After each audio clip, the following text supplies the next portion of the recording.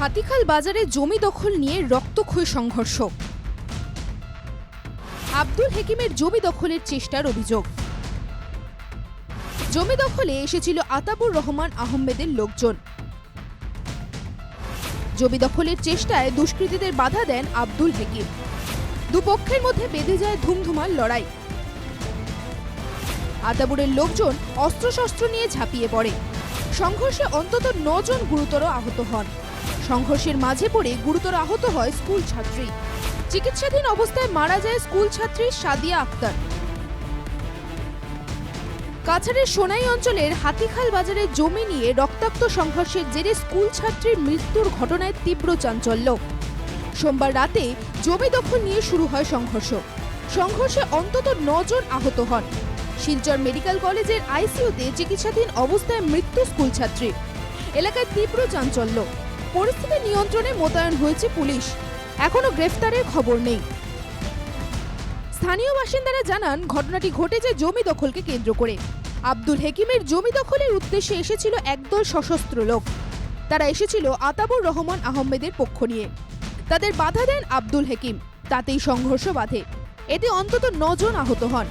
আহতদের মধ্যে ছিল এক স্কুল ছাত্রী। চিকিৎসাধীন অবস্থায় মৃত্যু হয় স্কুল ছাত্রী সাদিয়া আক্তারের।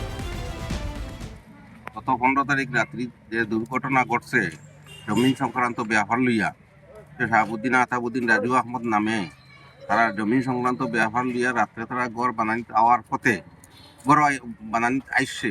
আওয়াত গেলে হেকিম বা তার গফুর বা তার বাইন অন্যান্যরা বাধা দিলে সরজমিন প্র্যাকটিক্যাল 9 জন মানুষ জখম। জমি বিভাগকে কেন্দ্র করে যে মারপিট ঘটনা হয়েছে, ঘটনার তো একটা মেয়ে মারা গেছে। আমরা আজকে সকালে খবর পাইছি।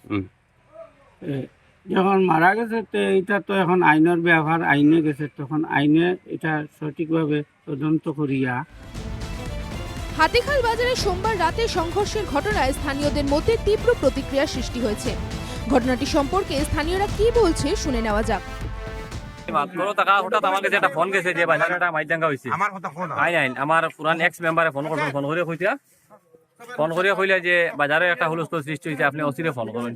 তখন আমি নিজে প্র্যাকটিক্যালি প্রথমে আইসি দেখছি মানুষের অবস্থা দেখে পরে আমি ওসিরে ফোন করছি। ফোন করলে বাদে ওসি সাহেব ওইখানে আইসুন, মানুষ সব তখন থানাত গেছেন। কোচুদরম থানায় দুপক্ষে অভিযোগ দায়ের করেছে বলে পুলিশ সূত্রে খবর। কোচুদরম থানার ওসি অপূর্ব বরা জানান, আব্দুল হেকিমের দায়ের করা মামলার ভিত্তিতে তদন্ত শুরু হয়েছে। অভিযুক্তদের গ্রেফতারের অভিযানে নেমেছে পুলিশ। এলাকায় টহল দিচ্ছে পুলিশ। সোনাই থেকে মজিবুল হক লস্করের রিপোর্ট, এনকেটিভি বাংলা।